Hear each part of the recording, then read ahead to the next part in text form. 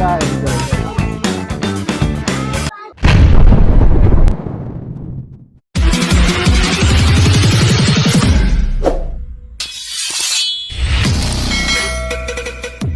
Hello mga kabuds, it's another food vlog na naman. This is my third vlog in my new page. Tara, simplihan natin ulit ang pagbablog. Napasugod na nga ako mga kabuds sa Marcelo's Kitchenette na matatagpuan sa Plaridel, Bulacan, malapit sa Yoratex Company. Dahil na naman sa ating mga tropang Marites. Dahil sabi nila mga kabuds, sa halagang 249 ay may unli lechon ka na at unli buffet sa loob ng isang oras. Ayos? Kung ayaw mo naman kumain ng lechon mga kabuds dahil high blood ka, ay ayos lang yan. Wala namang problema yan. Dahil meron din silang promong sa halagang 119 ay may unli buffet ka na. Meron silang chicken kare-kare, lechon paksiw, pritong tilapia, chapsoy, ukoy na kalabasa, pansit canton, minatamis na saba, at bedyoke. Charis! Unang kuha ko pa lang mga kabuds sa buffet ay talagang napakasulit na. Paano pa kaya yung unli lechon nila mga kabuds? Talagang sabog talagang tiyan mo. So yun nga guys, at nakarating din ako at nakapila ng maayos. Ayos naman at tikiman na guys. So una natin titikman syempre ang kanilang lechon. Ang kanilang kabalat. Yun. Crunchy ha, yung balat nila, panalo. So ang kanilang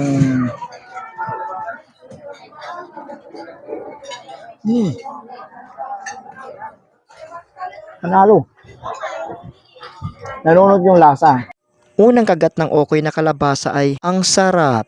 Medyo crunchy siya mga kabuds at malinamnam. Ayos! Ngayon naman ay tikman naman natin ang kanilang lechon paksiw. Panalo.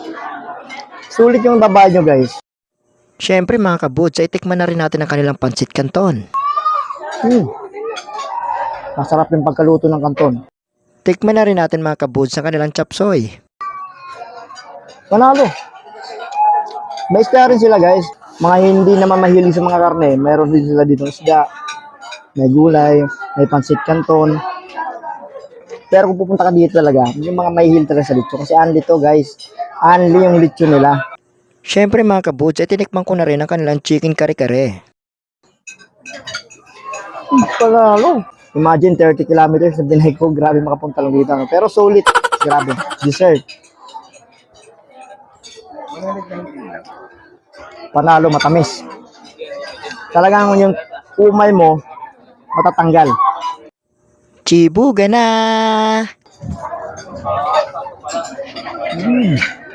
Panalo. Sulit ang bad nyo guys. Sa mga mahilig mag-date dyan. Sa may mga baby girl dyan. Shoutout pa sa mga tropa ko dyan ha. At libre to guys, libre. Napakabait ni madam. Alay mo, libre daw. Sana all. Pwede nga lang mag-take out eh. Yung iisipin mo parang fiesta siya, no? Daming tao, pila. Kasi sa probinsya namin ganoon eh. Pag fiesta, pila-pila talagang tao. Dito ganoon na ganoon yung ano ko, yung kanina impression ko sa ano eh. Pagdating ko pa lang kanina. Pit ng manok to, pit ng manok. Sabi nila, pagka kumakain ka ng pit ng manok, magiging madaldal ka. Wow. Ang kinalang minatamis. Sarap. Punta na kayo dito sa Marcelo's Kitchenette. Dito sa Plaridel, Bulacan City.